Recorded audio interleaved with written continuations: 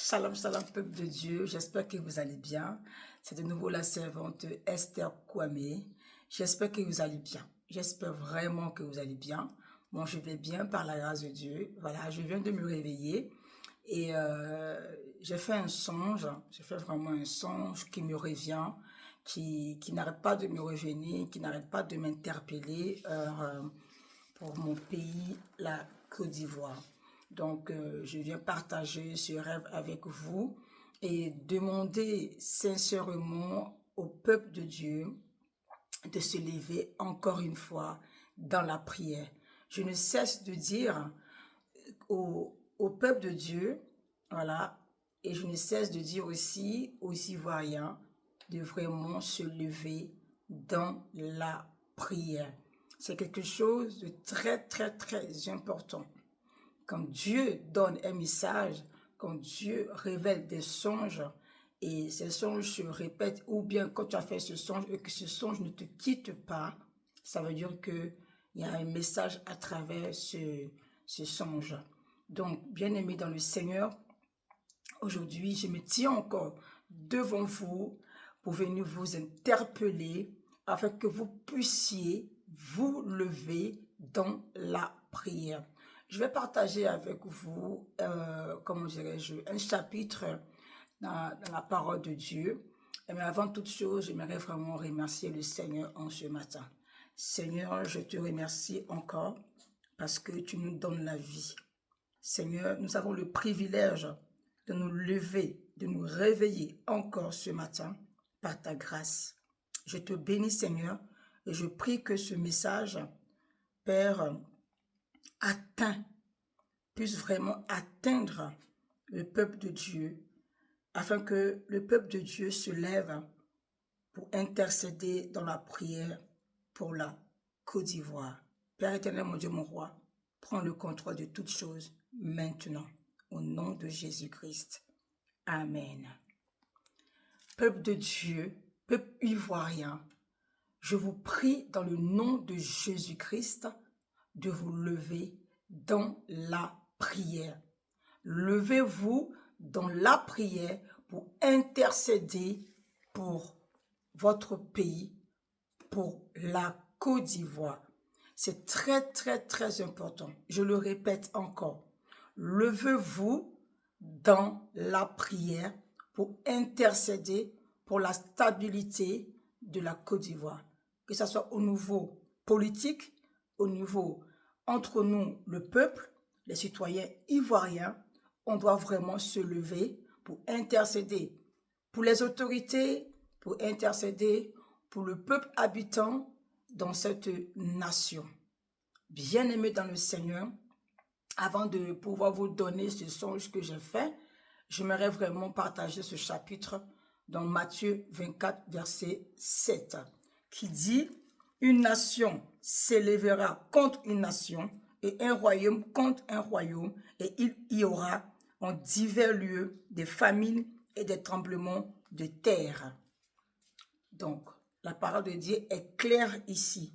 Une nation s'élèvera contre une nation et un royaume contre un royaume. Donc, bien-aimé dans le Seigneur, je ne vais pas faire peur à quiconque. Je ne veux pas que ce message puisse effrayer qui que ce soit. C'est juste prévenir afin que nous puissions nous lever dans le jeûne, dans la prière, dans l'intercession pour la Côte d'Ivoire. Cela concerne les Libanais. Voilà. En ce moment, les réseaux sociaux, on parle de partout dans le monde de la venue de ces Libanais en Côte d'Ivoire.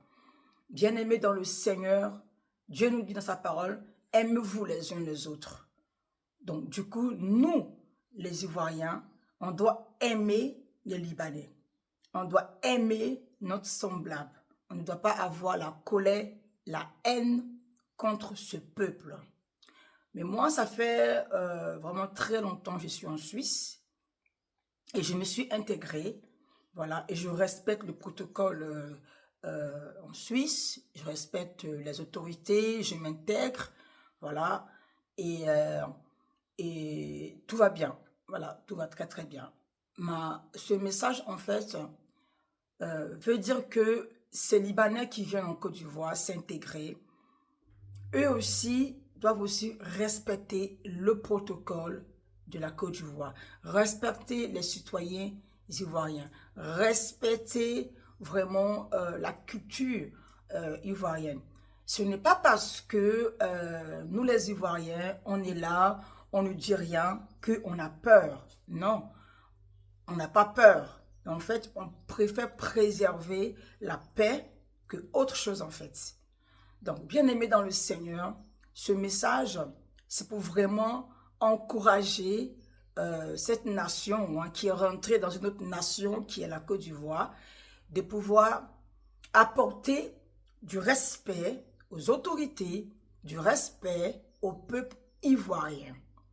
Dans le songe que le Seigneur m'a montré, je ne vais pas vraiment faire peur à quiconque. Je voyais, je vous dis bien, un troupeau. Un troupeau. Mais c'est même pas comptable en fait. Je n'arrive même pas à compter le nombre de Libanais qui sont entrés en Côte d'Ivoire. Le nombre des Libanais qui ont envahi la Côte d'Ivoire. Dans le son, je voyais clairement. C'était comme si j'étais en train de regarder la télévision. C'était comme si on avait allumé quelque chose et on me disait, regarde.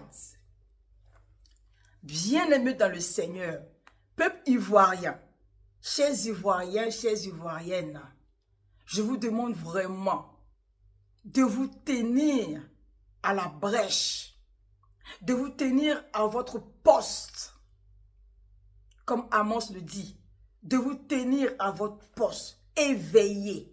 Vous devez être et rester éveillé. Le troupeau de Libanais que j'ai vu rentrer en Côte d'Ivoire dans le songe, qui avait envahi la Côte d'Ivoire, ils étaient tellement nombreux que, en fait, je ne sais même pas si leur nom même dépassait même le peuple ivoirien. Ils ont commencé à marcher dans la rue. Ils ont commencé à revendiquer des droits, à s'imposer. Ils ont commencé, je ne sais pas comment vous expliquer quoi. Moi, j'ai eu peur même dans le sol. J'ai dit, mais ça c'est quoi ça? Ils ont commencé à marcher. Ils étaient beaucoup. Ils ont commencé à marcher, puis faire genre un peu des cris de guerre. Ils étaient en train de vraiment transmettre plutôt des cris de guerre. Et j'ai vu une minorité d'Ivoiriens qui étaient à gauche, genre un peu, ils étaient vraiment dans leur coin. Ils étaient là, ils observaient la scène. Et les Ivoiriens, ils ne bougeaient pas. Ils étaient les gens un peu comme s'ils étaient endormis et tétanisés, quoi. Ils étaient un peu effrayés. Les Ivoiriens étaient effrayés. Dans le songe, quand je voyais, ils étaient vraiment effrayés de ce qu'ils étaient en train de voir. C'était comme s'ils étaient aussi désarmés. C'est comme si les Ivoiriens étaient désarmés. Tout ce que je voyais là, je les voyais désarmés. Et ils regardaient la scène.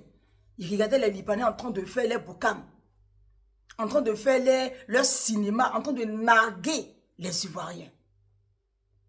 Bien-aimés, chers Ivoiriens, chères Ivoiriennes, je vous demande vraiment de vous lever dans la prière, de demander vraiment du soutien à Dieu dans la prière, qu'il n'y ait pas ce qui s'est passé en 2022, je crois le 19 septembre en 2002 plutôt, ce qui s'est passé en Côte d'Ivoire, que cela ne se répète plus en fait, avec une nation contre nous, les Ivoiriens. Ces deux nations-là, c'est la nation libanaise et la nation ivoirienne.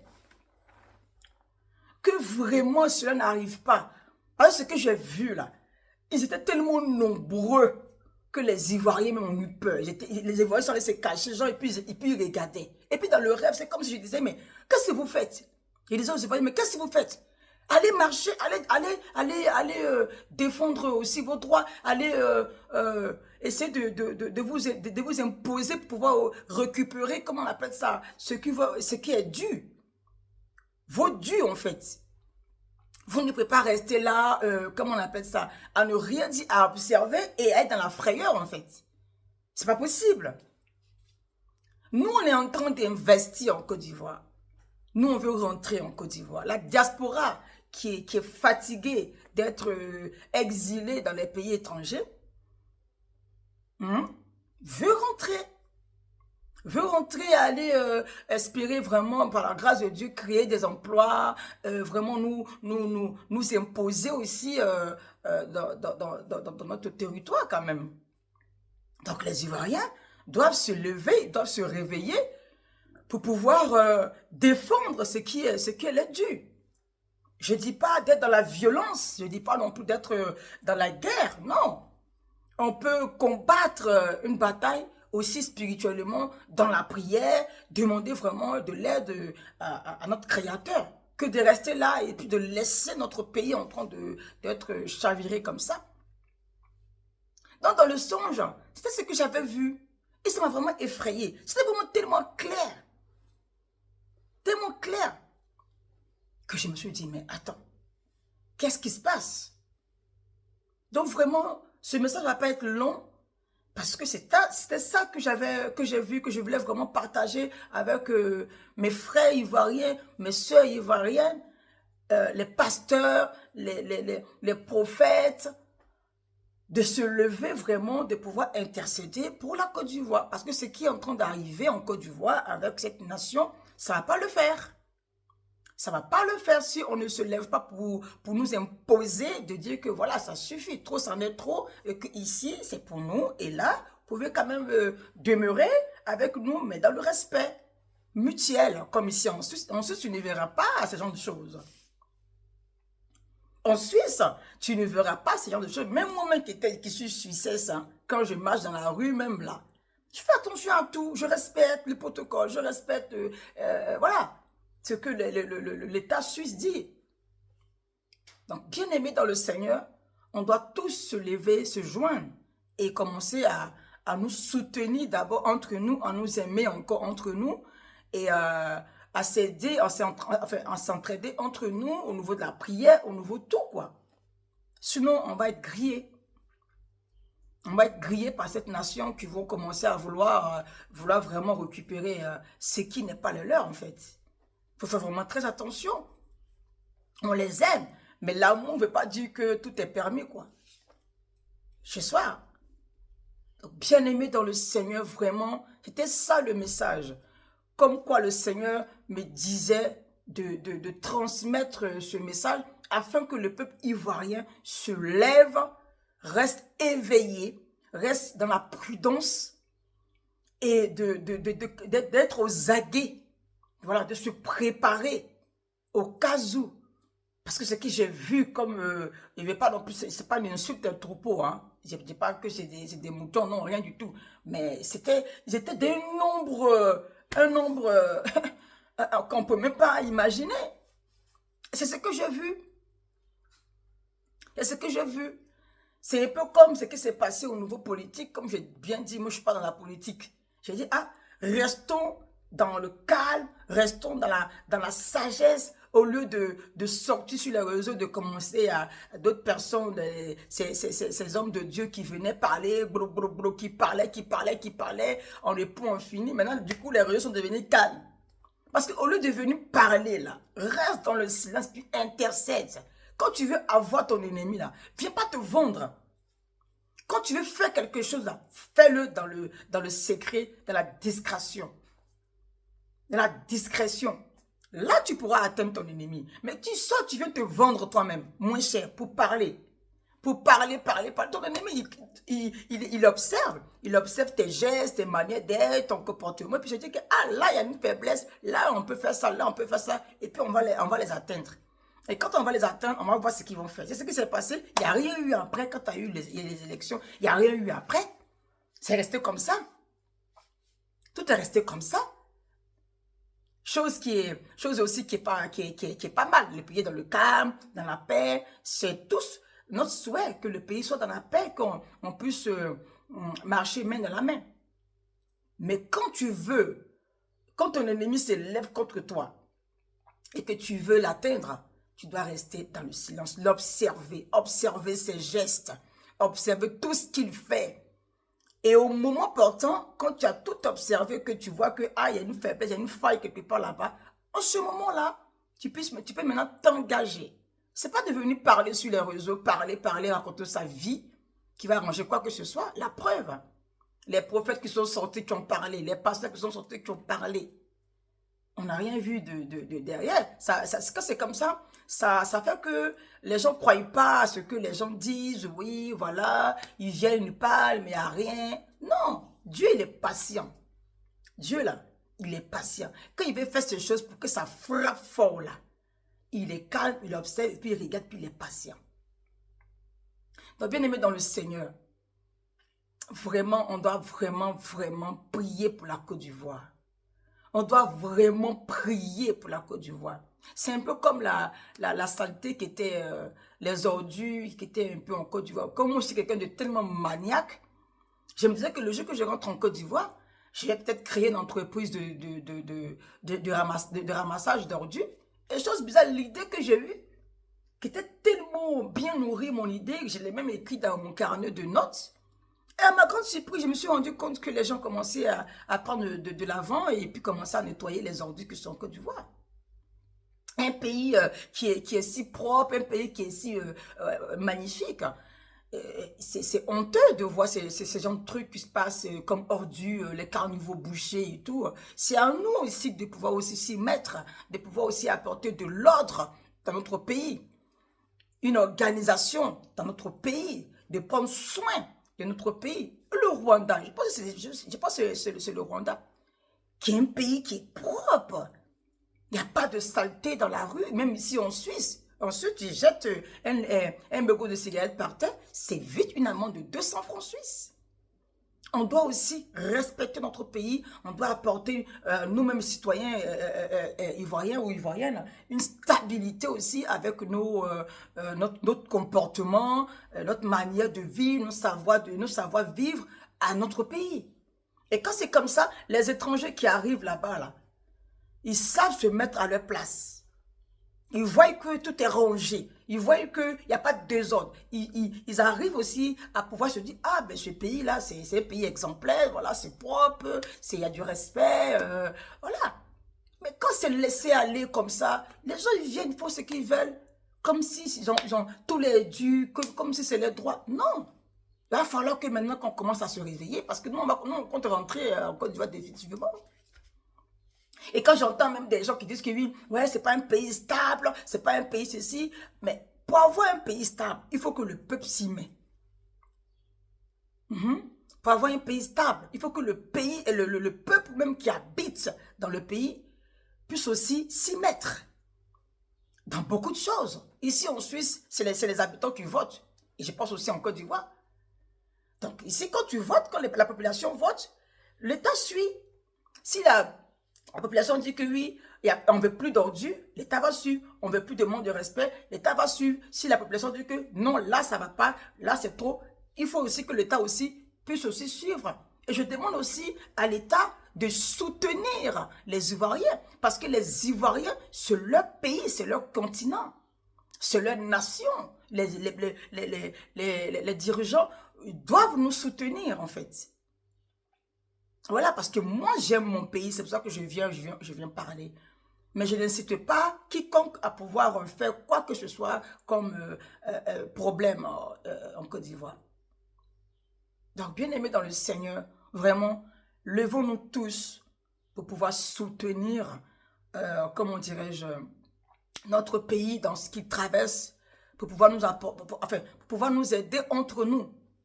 Et ne pas laisser les étrangers venir faire ce qu'ils veulent et n'importe quoi comme désordre. Parce que moi, ici en Suisse, je ne fais pas ça. Je n'aimais pas le désordre dans le pays des Suisses. Donc ça doit être pareil aussi en Côte d'Ivoire. Bien aimé dans le Seigneur, vraiment, pour ceux qui ont à cœur vraiment de liker la vidéo, de partager, faites-le pour pouvoir quand même aussi apporter aussi votre soutien. Votre soutien. Vraiment, soyez bénis de là où vous êtes, que le Seigneur Jésus-Christ lui-même prenne soin de chacun de vous, qu'il vous accorde encore sa grâce, qu'il vous protège, qu'il vous garde. Et c'est tout ce que je peux vous dire. Et shalom, shalom.